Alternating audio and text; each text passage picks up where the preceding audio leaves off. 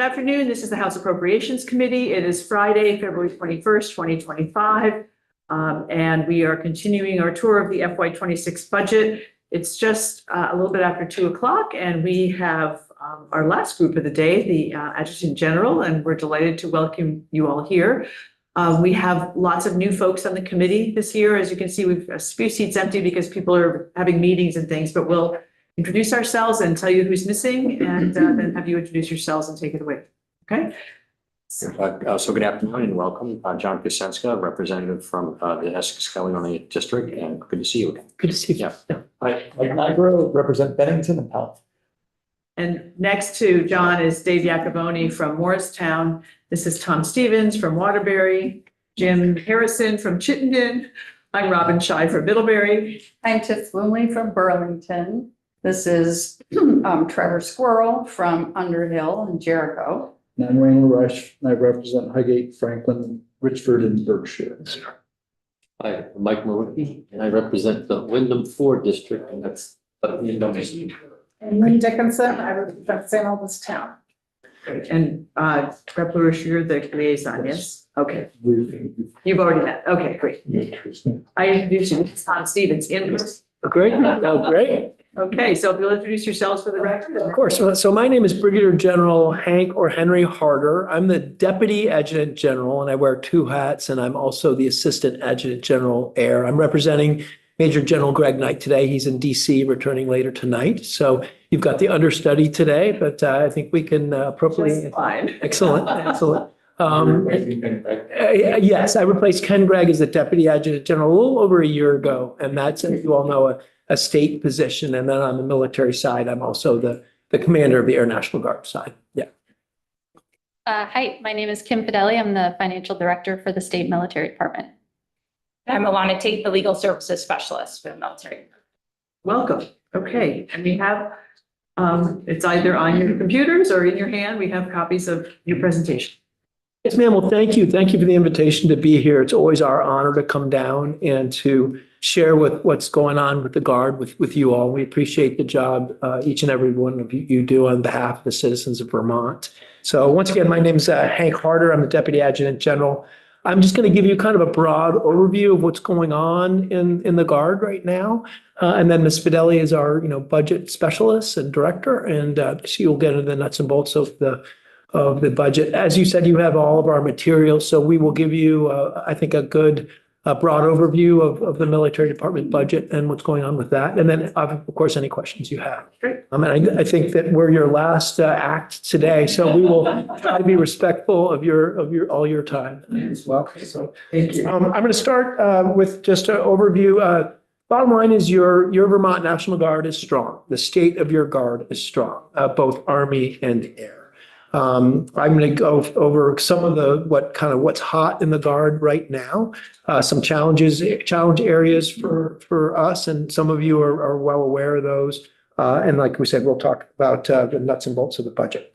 Right now on your Air National Guard side, we have about 333 of our airmen deployed across the globe right now.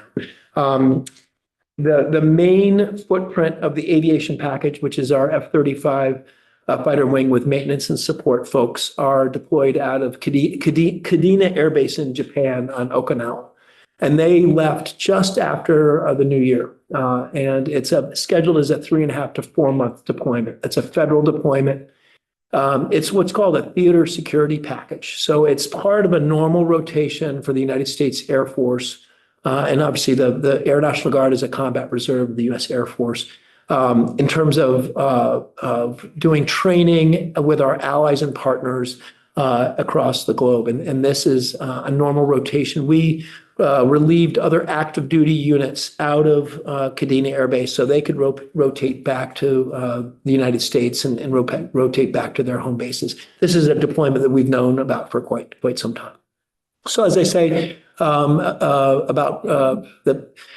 that's the total number across the globe is 333. The package in Japan is the largest. Right now, they're doing some really interesting work. They just finished an exercise called COPE North, which is with our allies and partners in the region to include Australia, Japan, South Korea, and others.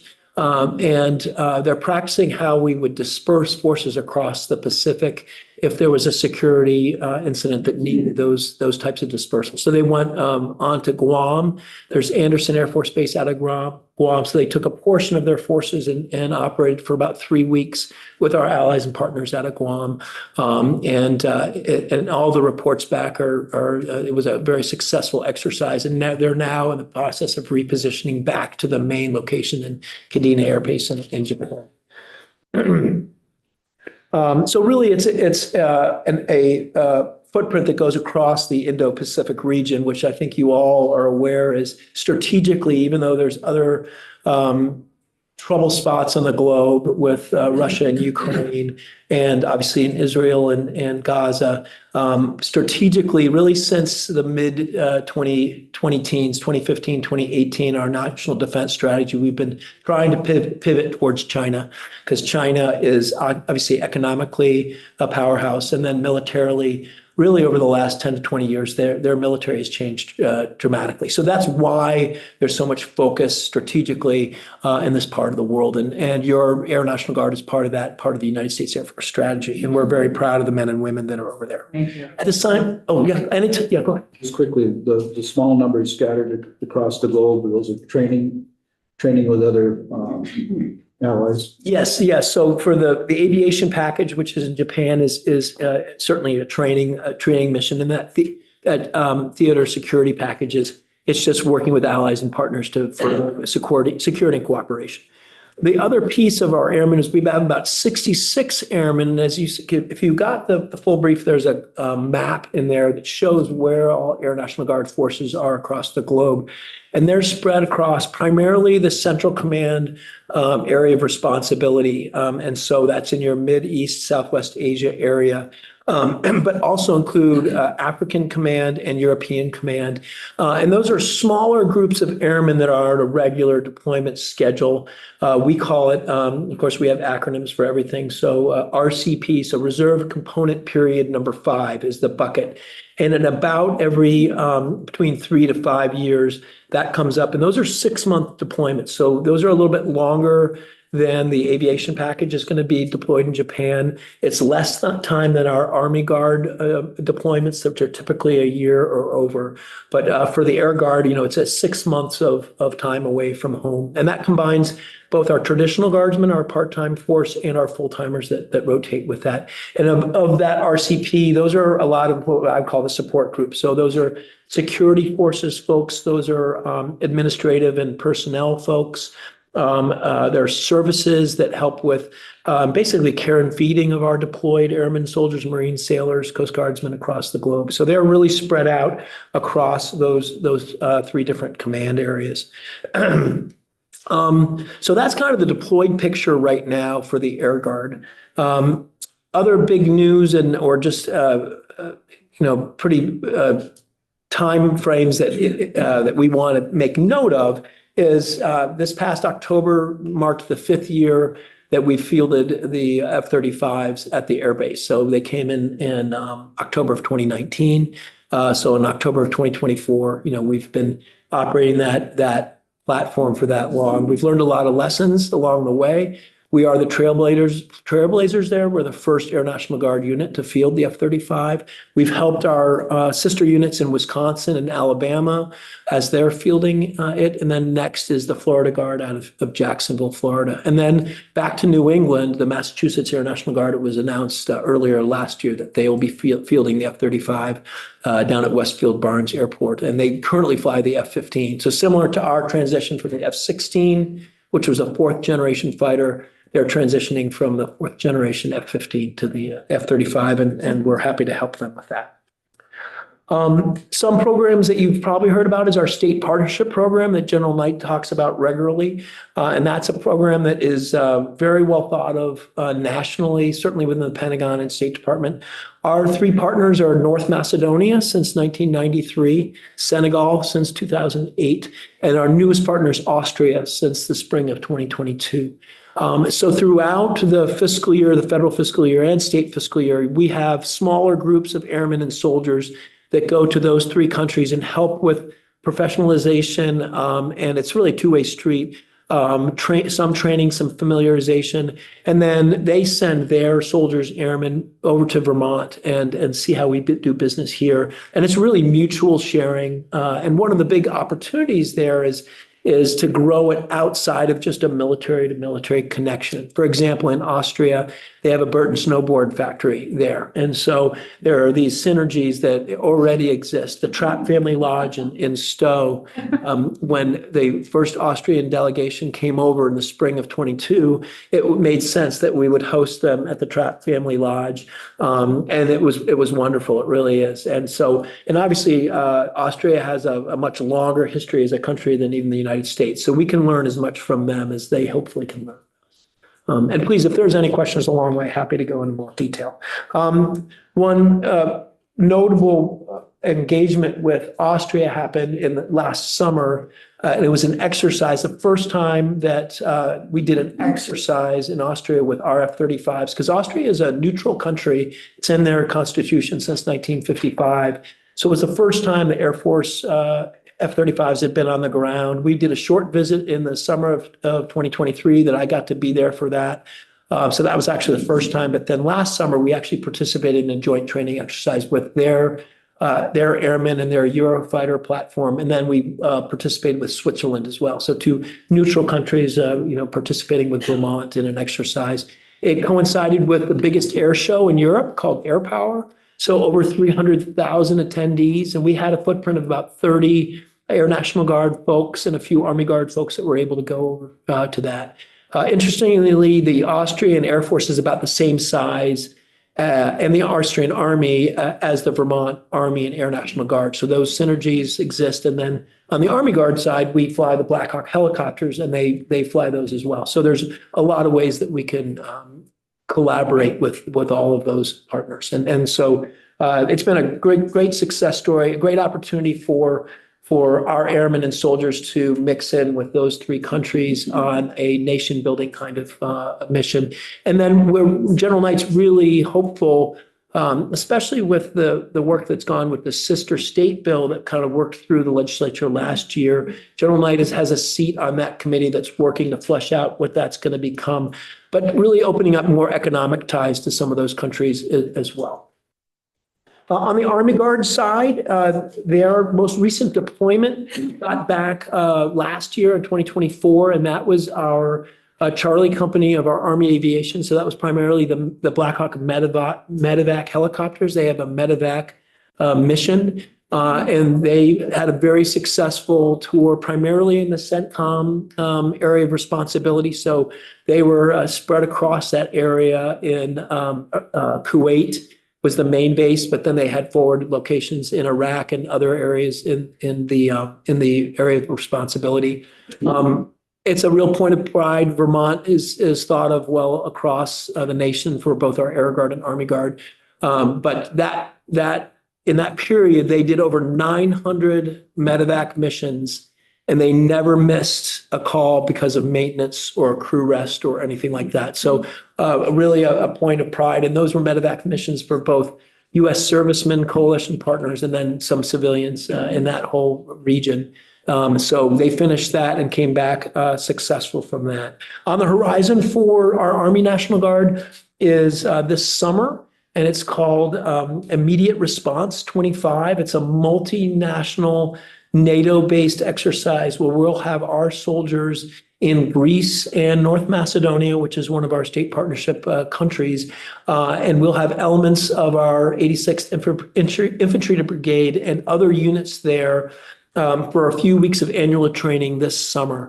And that's a big muscle movement because we're taking a lot of our equipment over to Europe to do that exercise with our partners. And it's going to help interoperability with our NATO partners, with Greece and North Macedonia. And it's a bigger exercise even across Europe, but the Vermont piece is going to be in those two countries. And we're prepping for that now. Okay, so that's kind of the update for what's going on. Obviously, I could spend all of your time and more about the intricacies of what we're doing. I won't do that. Our challenge areas. Oh, yeah, go ahead. Maybe you were just going to start getting into my question. We've been asking about the federal issue. And I just want to maybe split it up a little bit and just say, A, how have you been affected by federal funding? B, a lot of people are interested in what our responses are to things like ICE and potential use of the Guard when we Vermonters don't necessarily think that way. That's two pieces. I think that's, well, and it's three, the Veterans Administration. You oversee, you are the liaison or you oversee the VA and our Veterans Affairs Office here. So that's just a small question. Yeah, no, and obviously very timely. So on the funding issue, I can go into a little bit of that now. And obviously the whole nation has been, a lot of this has been in the news. I will say the fork in the road email that a lot of us heard about that came on early from an executive action. I'll backtrack a little bit and we won't go into it, but a person could write a master's degree thesis on the different pay statuses of the National Guard. And I say that somewhat tongue in cheek, but I'm a liberal arts guy. Had I been a econ major or business, you really could, because we have folks that dress the same. So for example, me, I'm a state employee as the Deputy Adjutant General, but I have been a federal technician earlier in my career. So I was paid on that civil service scale, but still wearing the uniform. And we have that both on the Army and the Air Guard and both officer and enlisted. So each one of those employees received that email that didn't go through our HR, didn't go through the National Guard Bureau, came directly from the Office of Management and Budget. Fork in the road email. Fork in the road, yes, ma'am. And I will say that to what General Knight and other adjutants general have asked to do, to say, listen, all of our National Guard men and women, whether they're in uniform or we also have Title V civilians, which are paid from the federal government, but they support the National Guard mission as civilians. All of them received that email. And so it was stress producing. But what General Knight has asked, and most of, I think, all the 54 states and territories is said, hey, can our folks be exempt from that opportunity to leave work and be paid through the end of September? Because we're only funded at about 66% of our adjudicated need, even in our full-time workforce, particularly for the technicians. So it had an effect. Right now, I think it's still, we haven't gotten the formal answer whether OMB, Office of Management and Budget, and OPM at the federal level and the Pentagon is going to look at those positions as being exempt. I don't have numbers. I know that some of our workforce, particularly people that may have been in there last year, said, yeah, I'll respond to this. I'll go ahead and leave my job and be paid till the end of the fiscal year. I don't think it was huge numbers. So that has had an impact, but it's still being, as I know, adjudicated at that federal level for clarity, because the Adjutant General Knight has asked that all of our federal workforce in that category be exempted from that. Another piece that I will tell you that is not directly linked to executive action, but you may be familiar with our STAR-based program. So it's a 5th grade education program that is nestled in the Department of Defense.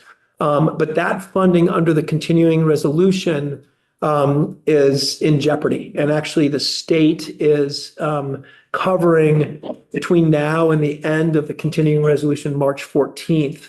I've worked with the state and they're willing to do that. We have 8 5th grade teachers and 2 sites, one in Rutland and one in South Burlington at the Air Base. And they take 5th grade classes from across Vermont in for 5 total days of STEM work, so science, technology, engineering, and math.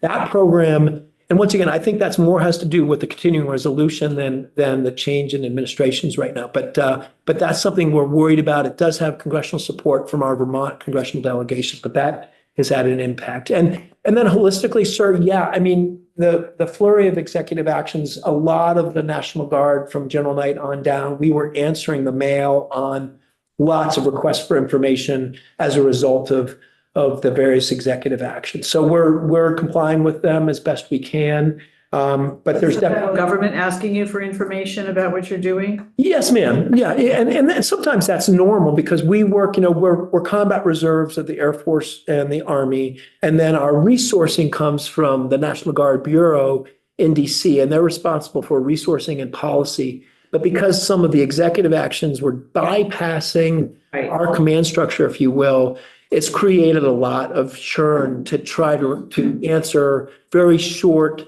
deadline requests for information. And are they asking you about DEI and gender things? Yes, ma'am. We had to, for example, we had to scrub any DEI information that was any of our forward-facing websites, our public affairs folks, we had to take everything down and make sure that those were not on our websites anymore. It hasn't structurally changed our equal opportunity policies federally or state, but yes, we've had to answer the mail on that. Yes, ma'am. I've heard that from other organizations. Yeah. And then the last part of your question, sir, is veterans. Right now, I've seen no impact. I work directly with Bob Burke, as do my colleagues here across the street with our state Veterans Affairs office. I haven't seen any impact at this time to the most recent executive actions on Veterans Affairs at this time. In the VA, right. Now bigger VA, obviously we have White River. Our link to that is our state Veterans Affairs office right here in Montpelier folds underneath the Adjutant General. And so we have some staffing issues there, but that's not related. That's ongoing. So we haven't seen any direct impact to our link there. Yeah, you bet. Challenge areas for us, reoccurring,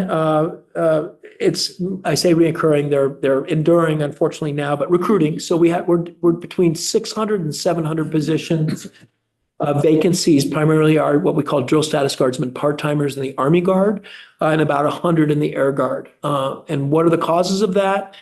A bunch. We're low population density here, low unemployment, honestly, the propensity to serve in the military, no active duty bases, close to us anymore. Loring Air Force Base went away years ago in Maine, Plattsburgh across the lake in the mid-90s. So once people join the Vermont Air and Army Guard, they stay. Our retention is good, but we need to try to get more people in our ranks. And the state legislature has been very helpful for that, and it dovetails in my next topic, and then shortly I'll kick it over to Kim to give you the budget info. But JEEP, so the joint enlistment, thank you, Joint Enlistment Enhancement Program. We have so many names that sometimes I use JEEP and forget about what it stands for. But what JEEP is a incentive program that General Knight worked with the legislature, and he actually, we found out that other states were using it, but it allows. And Alabama was one of the first states. But we asked for in our budget a line item to help bring people into the Guard. So Army Guardsmen or a Air Guardsman or even retirees in some circumstances, and there are certain qualifications in terms of its rank limited. If they bring somebody into the Guard, we have a state allocation to give them $1,000 for somebody who actually raises their right hand and swears an oath to the state of Vermont, the Constitution. And so that program has grown, it's been effective, and it's brought people into our Guard. So that's a success story. And we want to thank the legislature for that and hope it continues. A program that doesn't cost us any money, it's called PRIME. So that stands for, and we do have to have a acronym for everything, Partnered Recruiting Initiative for Military and Employers. And so we have about 20 plus employers in Vermont that are working with the Guard such that if they have a qualified applicant that happens to come from the Vermont Guard, they will guarantee them an interview. And it's great. So they still have to be qualified for that position that's being recruited for. But if they're part of the Vermont Air or Army National Guard, that employer will guarantee them at least an interview, which is great. And then the last thing I'll mention really before kicking it over to Ms. Fideli is I think a lot of you are aware, and I know that the National Guard Caucus has had some the National Guard and Veterans Caucus have discussed this, but there's an H-43 bill that's pending on the House side, and it's a pension tax reform bill for military retirements and pensions. And General Knight views that as a way to bring more people generally into Vermont, but certainly into our Guard.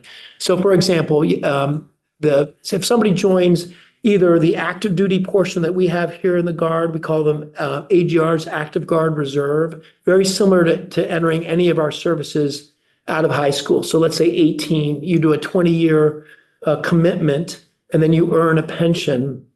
So you're out of the service by age 38. You have 1 or 2 careers left ahead of you. And so here in Vermont, we still tax the income that they get from their military pension that they earned. And we're one of about 3 states that still do that. So that age 43 is hopefully going to address that so that we can entice people to stay in Vermont, but also come, and if they're getting off of active duty after like 10 years, they might get a full-time position in our Army Guard or Air Guard, that there's an incentive for them to come to Vermont and stay in Vermont, frankly, because we lose a lot of our retirees that may be between, working ages 50, 60, but they'll go to other places because of the cost of living. And we will talk about housing and other high costs in Vermont. So just wanted to mention that. So that's really my piece. I know it's a lot of information. I'm absolutely open for questions either now or when Kim is done, but we appreciate the support we get from the governor on down and from the state legislature, both in the House and the Senate side. Really appreciate the work you do. And General Knight and I've got some cards for you all when we're done, but we're available to you at all times. So unless other questions, I'll kick it over to Ms. Why don't we turn it over? Thank you. Once again, my name is Kim Fidelli. I'm the financial director for the State Military Department. I'll just give a brief overview of what our department does for any committee members that might be new. So in general, the military department's mission is to support the National Guard, to provide facilities and training areas for them to be able to do what it is that they need to do. So there's 5 major areas, 5 different appropriations within our budget. We have our administration budget, our Air Guard budget, our Army Guard budget, a building maintenance appropriation, and of course, the Office of Veterans Affairs. Within these appropriations, we have our facilities programs for both the Air and Army Guard. We have force protection, so providing security at Camp Johnson, the Ethan Allen Firing Range, and the Air Force Base. We have a fire department at the Air Guard as well. We also have a couple of environmental programs and Starbase that General Harder had mentioned earlier, which is a STEM program over at the wing. There's a lot of support within the military department towards the National Guard. In total, we have 166 personnel that work under this department. A lot of our budget, luckily, is federally funded. So of those 166 personnel, 147 of them receive some level of federal funding. There's only 17 employees within this department that are 100% state funded.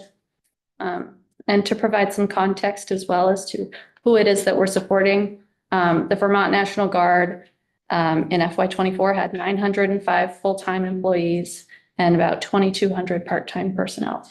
So those are our customers, essentially. I will move over to our performance management outcomes. There's a couple of items that I think we've briefed to you for the last several years. I just want to highlight a couple of the programs that we're focused on a regular basis. As I mentioned, the military department, a huge piece of our budget goes towards facilities. And our focus is very often on energy management. We have about 1.4 million square feet of space across Camp Johnson, and that's actually just Army, across Camp Johnson, Ethan Allen Firing Range, and all of the armories across the state. So it's essential that we can provide efficient heating systems and energy across those facilities. So We do a lot of construction projects, and that is often a focus on those projects, upgrading our boiler systems. We're trying to incorporate solar into our facilities where it's possible. We underwent a project last year or within the last year to convert about 20 facilities at the Ethan Allen firing range from propane to natural gas. So those are just some examples of how we're working to improve our energy systems. As you can see on page 5, even though our square footage has grown in the last several years and maybe our costs have grown, our actual energy usage has been pretty steady across the last several fiscal years. Next, I will talk about the veteran service officers. So this is a very important program for the department and of course for Vermont veterans. So we have currently 6 positions, 6 veteran service officer positions that work just across the street in Montpelier. And their focus is to assist veterans with obtaining benefits from the federal government. Over the last several years, they have averaged around $7 million of federal benefits that they've recovered for those veterans. So they're doing a really great job. We gained a couple of new positions within the last couple of years, but it's taken some time to fill those positions, get them properly trained. So hopefully within the next year, we'll have all 6 of those positions filled and we'll be in a better opportunity too. So when you're recovering benefits for somebody, I walk in and is it retroactive all the way back to whenever they might have been eligible for benefits, or is there a timeline on that? Yeah, that's a great question, ma'am. And I'm actually a benefactor of that. So I know I look a lot younger than this, but I'm in my 36th year of, that was a joke that I was, yeah. So I'm in my 36th year of serving. And like I say, I could write that thesis because I've been in every pay status of the Guard. But when you are finishing your service, and that's one great benefit of our Vermont Veteran Service office across the street, you reach out to, you can do it in multiple different ways. You can go straight to the VA. The great advantage of what our Veteran Services officers do for somebody like me or any one of our men and women coming out of the Guard or coming out of the active duty services is if they're qualified as they're quantified as a veteran, they can come in and they will help you navigate really the 2 arms of the VA, the benefits piece for any physical maladies you might have, which is service connected, and then the healthcare piece, which obviously we've got the VA hospital, which is a wonderful facility in White River Junction, but then also the Lakeside Clinic, which is a satellite location of White River, and that's up in Burlington, right off of Pine Street there. And it's a really great, it's been there for a number of years, but it's a location closer to obviously Burlington and Chittenden County where our veterans can get medical services there, inoculations, that kind of thing. Sometimes they have to go to White River for services. But to answer your question, yeah, they can help you. There's a lot of information online, but when you're getting ready to leave the service, that's what really our VSOs, the Veteran Services Officers, do. And they do incredible work over there. They're Bob Burke and his team. And they help, you can give them a limited power of attorney and you give them your medical files from your service. And then they can ask you questions about any of your medical issues that you've had while you've been in service, whether they're service related or not. And then they present that information to the VA, the big VA, and then they do what they do and they look at your service record and your medical records and then make a determination on the disability. So they help you navigate that process. And that's just one piece of what they do. Yeah. Thank you. All right, our next program, that we've talked about in detail, is our Joint Enlistment Enhancement Program. This just kind of gives you a better sense of the numbers of how successful this program is. So this was piloted in fiscal year 21. As you can see, it started very small halfway through the year. and we brought in 10 new enlistments. Fast forward to FY '24, which was our last completed year, just over 100, or just about exactly 100 new enlistments through this program. I have also included our numbers up to yesterday in our Okay. right there. So we brought in 76 new enlistments in this current fiscal year alone. So we're doing a really great job. We're often having to get creative and find more money to fund this program because the paperwork just keeps coming in, the enlistments keep rolling in. So you will see only a $65,000 line item in our budget for FY '26 to fund this program. We've been very lucky in order to be able to utilize some carry forward funds to sustain the program, at least in this year and last year, because it has been so successful. It's been a huge priority for the Adjutant General for us to be able to provide as much funding towards that program as we can. And I think Rep. Lurish has a question. Just the fiscal year, you're working on same fiscal year we are, or are you the government fiscal year? This is based on the state fiscal year. And it looks like more people are being enlisting or recruited into the, I shouldn't say this, right? It's The Army.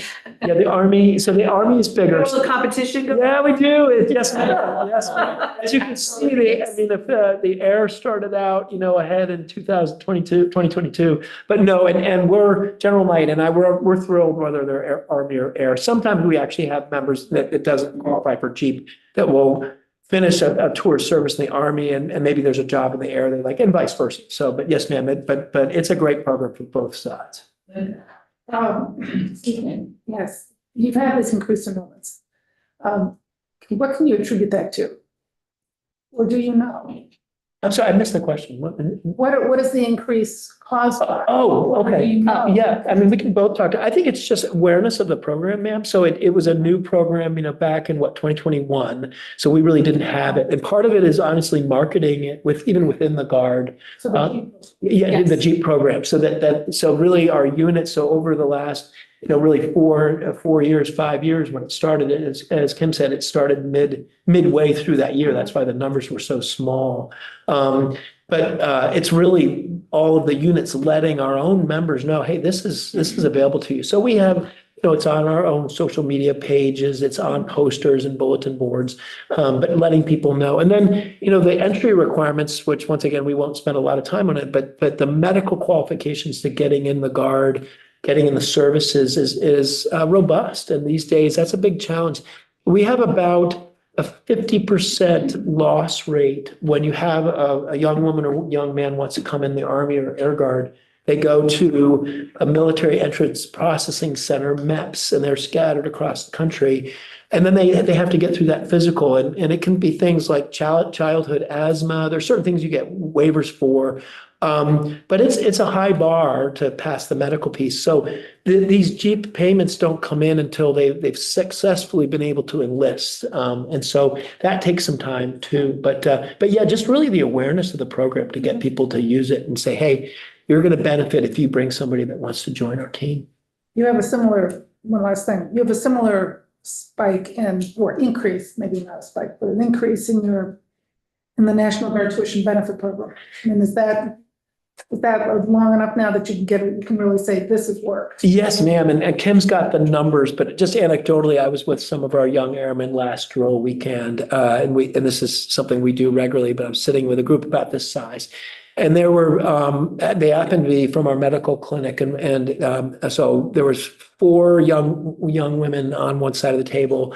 And Chief Rolla and I, our state command chief, she and I asked the question, so what brought you into the Guard? And all 4 of them, the number one reason was that tuition benefit. And they're all using it. And then often we get the stories, well, hey, I joined the Guard to get the college degree or get the credits or certification. But now that I'm in, I'm loving the work that I'm doing, so I want to stay kind of thing. But it has a huge impact. All right. And obviously we just touched on that, but my last program to touch on was the tuition benefit program, and this just shows you the numbers of the success of this program. So also in our budget is a line item for $1.3 million to fund the tuition benefit in FY '26. Do you want to talk about that? Yeah, and I will tell, yes, thanks, Kim. So real quick, and many of you may be aware, some maybe not, is in the current statute. What's great about our program, and I talk about this program, is really it's gone from worst to first. So it was a multi-year effort to get the Vermont National Guard tuition benefit program that's within our state now. And then, 5 to 8 years ago, our surrounding states, New York, Massachusetts, New Hampshire, Connecticut, they all had better in-state tuition programs for their National Guard. And once we worked with the legislature and satisfied the questions and were able to find the funding and the support, we now have probably the best program in the nation. And part of that is a second bachelor's degree or a master's degree, which a lot of states don't do. And each year that program is started to gain traction. For example, the master's degree, 2 years ago, we had 7 folks in that. And then this past fiscal year, 18 folks were taking advantage of that. And the second bachelor's and master's, as part of the bill, it sunsets at the end of the state fiscal year. So those go away unless the legislature does something about it at the end of June. And I know the National Guard Caucus and others are working on that. But we would just ask you, and as you're looking at different bills coming through, that General Knight and I are really hopeful that gets baked into the enduring part of it, because it's a big way to keep very well-educated folks in our Guard.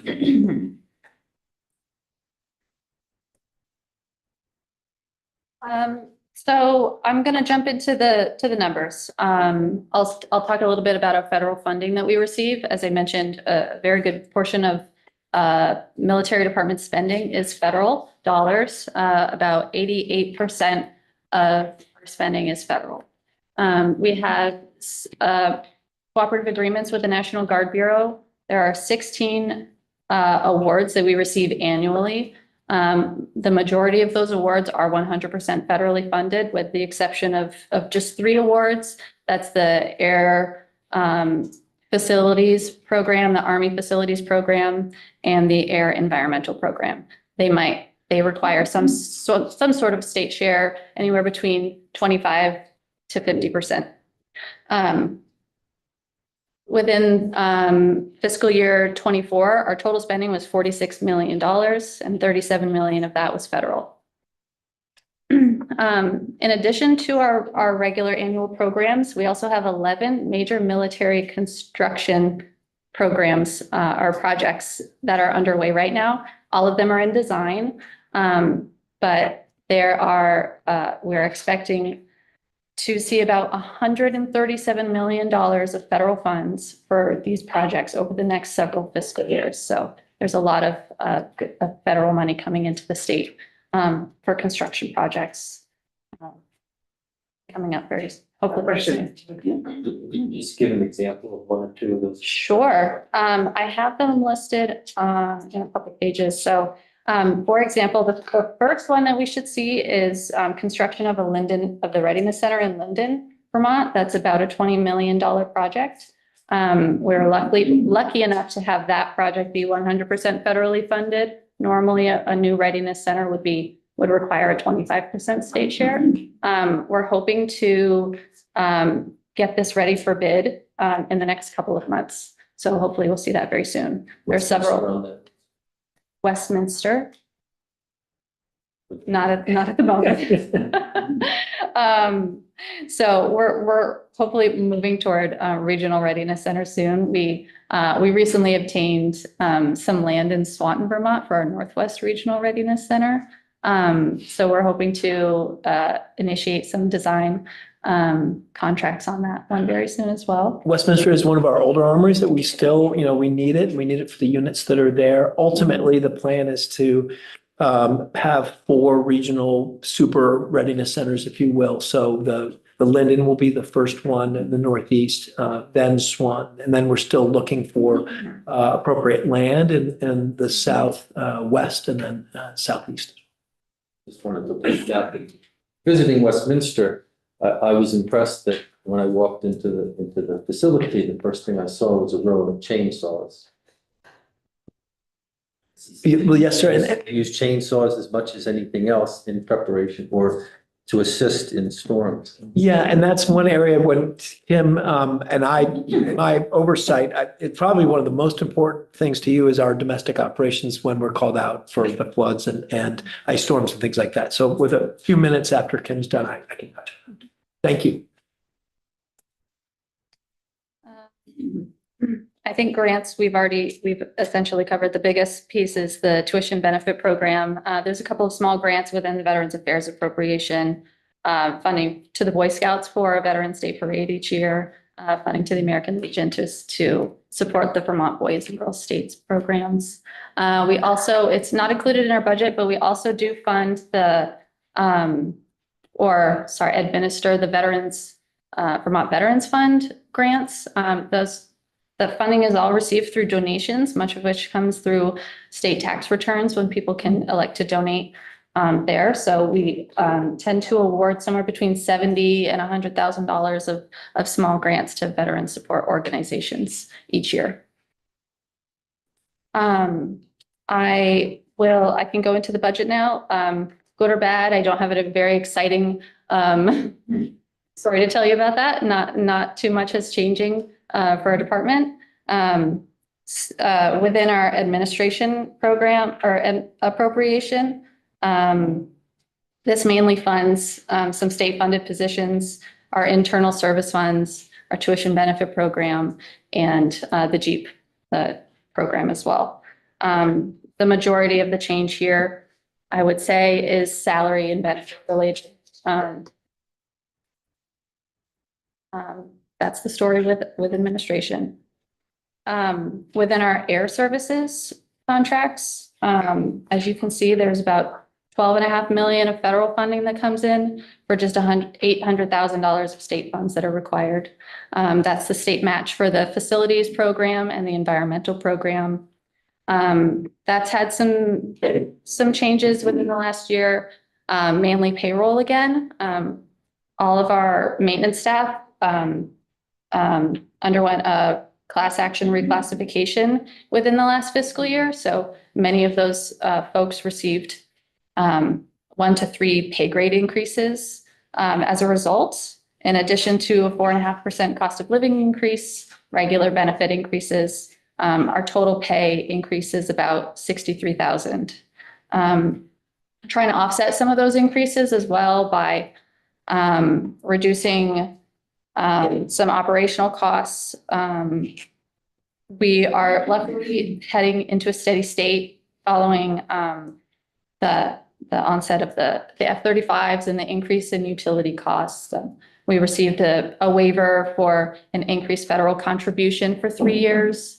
We're back down to our regular contribution of 75%. Luckily, the Guard has been able to utilize their solar field at the wing to kind of bring down the cost of utilities as well.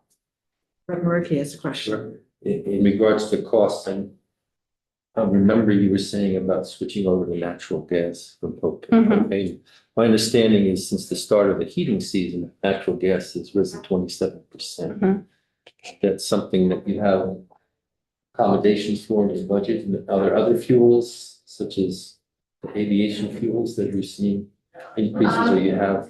I don't believe the state isn't responsible for any costs associated with the actual operation of the F-35. So the aviation fuel is not a non-issue. I believe natural gas is the main fuel source for the actual facilities at the wing.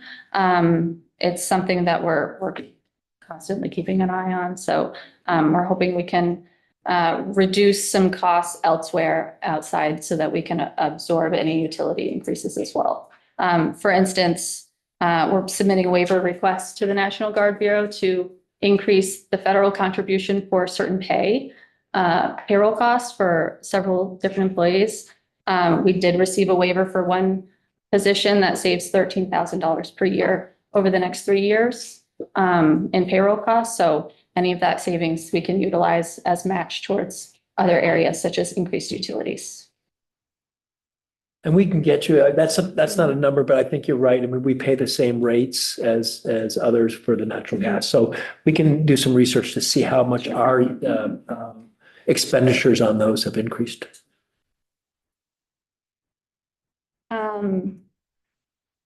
We are also likely going to see the increase in federal spending on the Air Guard side as well. The state has taken on a good portion of construction projects at the wing.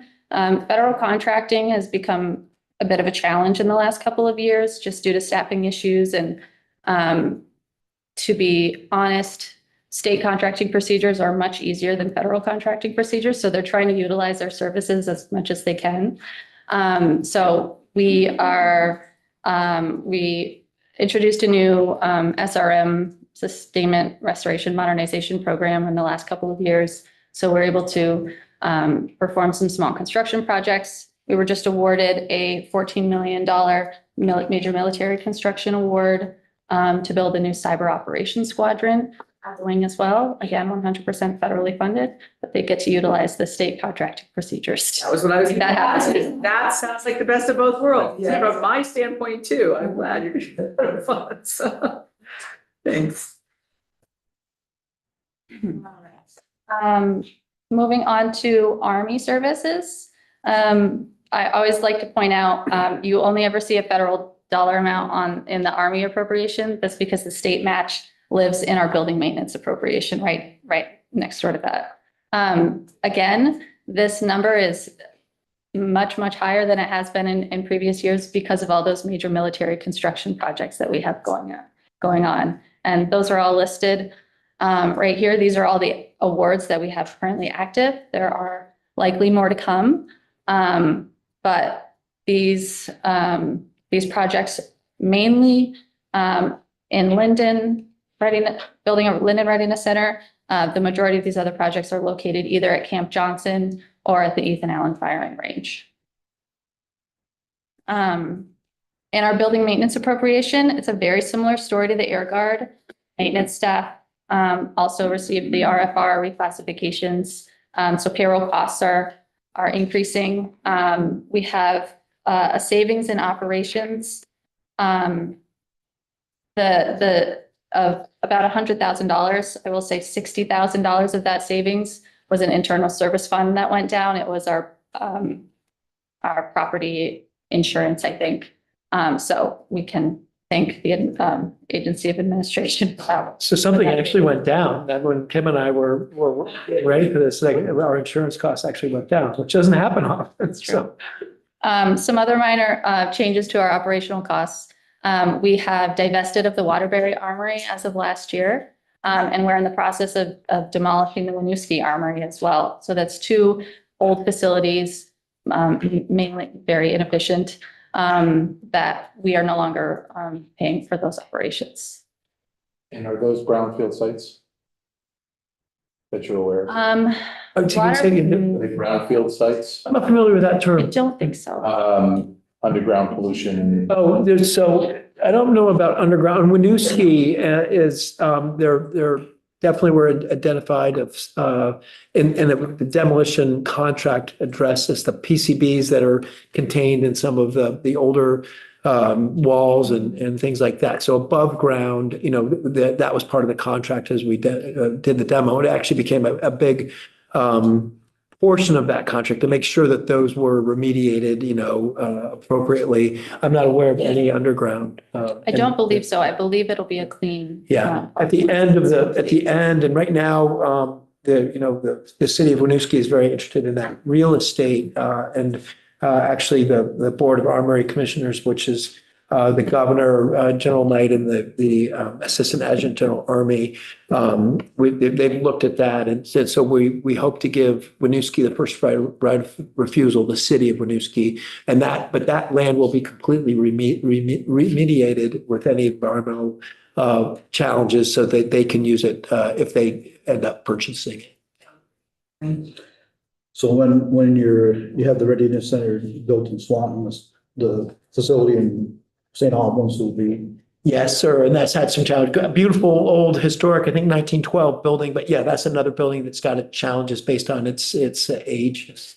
You plan on keeping that property or? No, excuse me. I think that the plan will be that that's one of those things that one nuance that I've learned about in the last couple of years is being the National Guard, we don't we're not eligible to go for federal grants for remediating some of our facilities that might have lead in the paint or PCBs.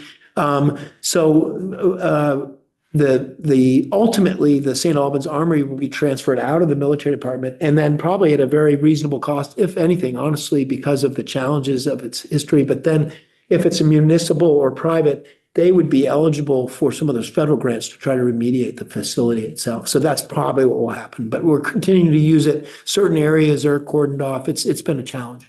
Thanks. Yep.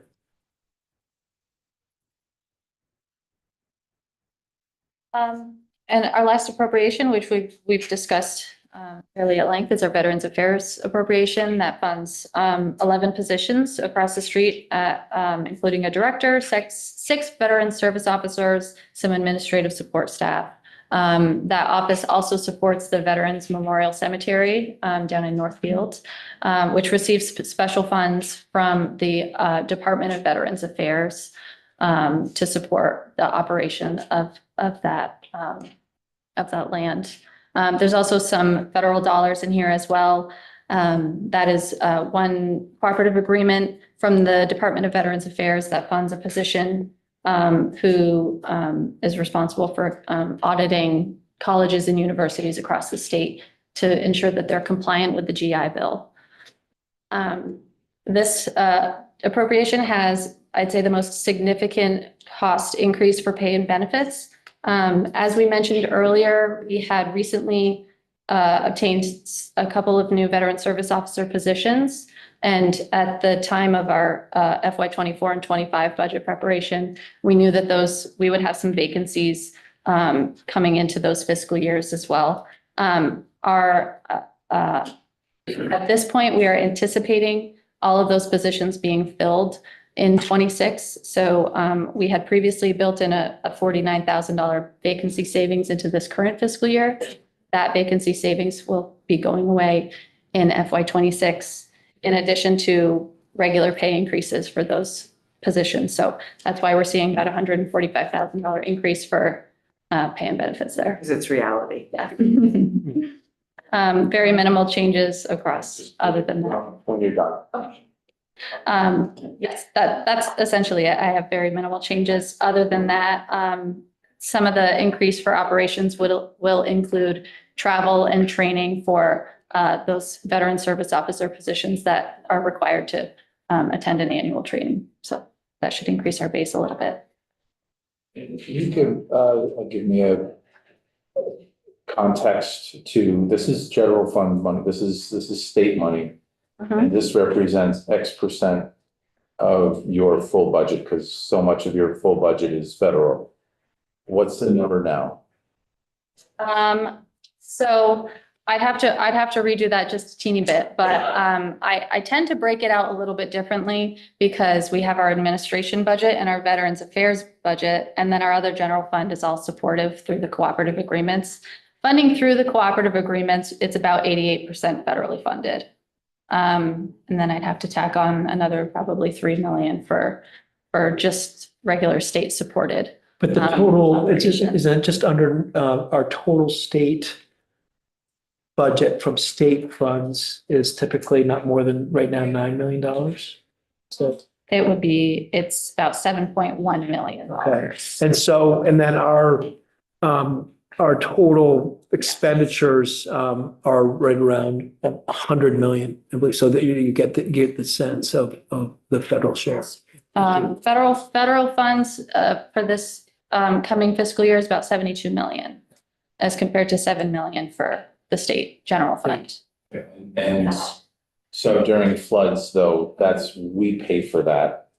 The state pays for that Yes. service, and I know it's always which time card are you punching when you get into that situation? Yeah, so for example, for the last two years, we've had flooding in July 2023, July 2024.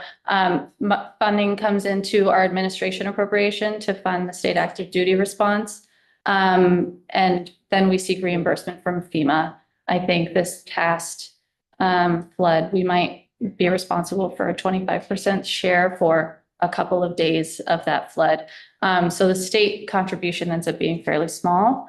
But we were able to seek FEMA support since we're funding it completely outside of our National Guard appropriations. Great, thank you. Sure. And that's why that federal disaster declaration is such an important piece, because as General Doobie retired would say, is, the National Guard is very good at what we do, but we're not cheap. And that's true. So, and if I could, ma'am, I kind of skipped over inadvertently the domestic operations. So as Kim says, we all know the floods that have happened recently, COVID, probably one of the most rewarding missions that the Guard has, Army and Air, is when we get called in to help our fellow citizens. So we're really proud of the team that has responded over those years. And since Tropical Storm Irene, we've really learned a lot of lessons since 2011. So our domestic operations section that really is always in support of our first responders, always playing a supporting role. When the state needs us, we're ready to respond, both with Air and Army assets. Some of those are the high water vehicles that, with all these floodings, unfortunately, we've gotten very good at it, is with swift water rescue teams that we've all read about, we use our high water vehicles to get those folks in position so they can do rescues. Because otherwise they've had to walk over land with their gear to get to those points. So that's one way that the Vermont National Guard can help. And then also airlift.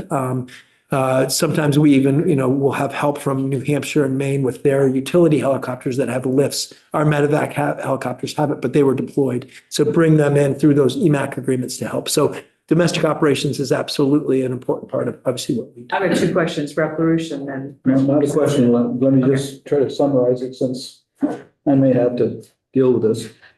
So your total budget is 79.42 million this year, and that's compared to 72 million last year, which is an up of 7,356,000, of which about 5 million of that is construction related. And so in terms of the general fund money, last year was 7,797,000. This year is 7,103,000, which is up of $306,000, which is not very much. And then your special funds has an up of $13,000, 285,000 this year versus 271,000 last year. And your federal money, it was 64,995 last year. It's at 72,031 this year. That's the 7 million where your 5 million sits for your construction. So you're only up 7 million, with most of that being construction related. Yes, sir.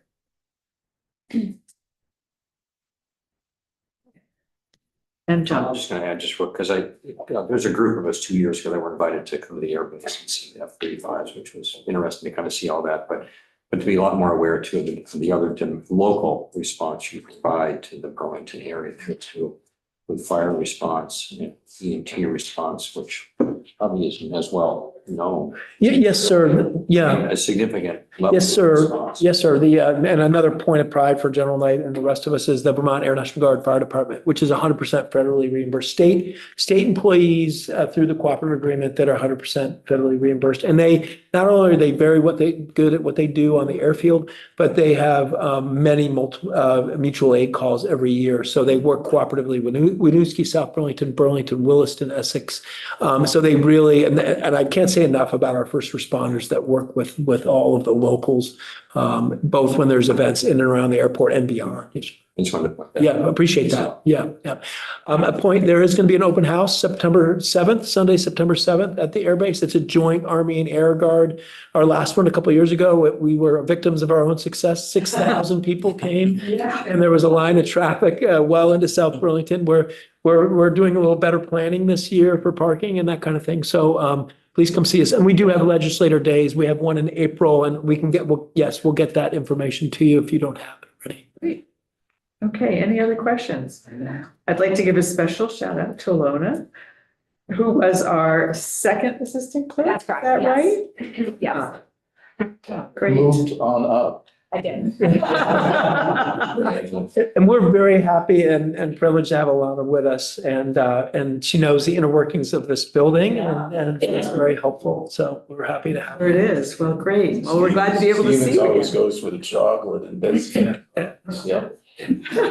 She's helped us. We're gonna host a breakfast, and then they got scooped up pretty quickly, all the opportunities for breakfast, but ours is gonna be in April 1st. It's an April Fool's breakfast, so you watch what you're It's eating, really but good stuff. yes, ma'am, yes, ma'am. And, Just Just bring, saying Yeah. that you have Bring lunch. but yeah, we'll bring lunch. And so- and if you want some of the meals ready to eat, we'll save those for other MRAs. Yes, ma'am. Yep. Okay. So I have one question. Do you have nurdles in the Air Force? Say that again? You know what a nurdle is? My husband was in the Nurdle. My favorite that I heard John had to listen to me say this last night. Non-regulation dust and lint, nurdle. Oh, I think we have a lot of that. What I want to know is what would regulation dust and lint be? Well, there you go. I'll tell you, the MREs, I was always trading for the peanut butter packet because they don't come in every Oh. crackers and peanut butters, Tabasco. Those are the popular ones. it's like hunting for the tools and toys and cereal boxes. There you go. Great. Yep, yep. Thank you all for your service and Thank you all. thank you for coming in today. We really appreciate it. It's always great to have you in here and hear what you're up to. So Privilege and anytime, Amy. Thank you so much. Thanks to you all. thank you. Thank you very much. So committee, we'll be done for the day when we go up live, but I'm just going to finish up and say, reminder that the committee as a whole is not going to meet Monday. Jim and Tip and I are going to meet with JFO and plot some things out. So you can continue taking a look and reading things. I think next week we're going to, we have a few more people to come in. We may discover when we meet on Monday that there's a couple more people we want to have come in. But we are going to start marking up next week. We're probably going to start with the web report.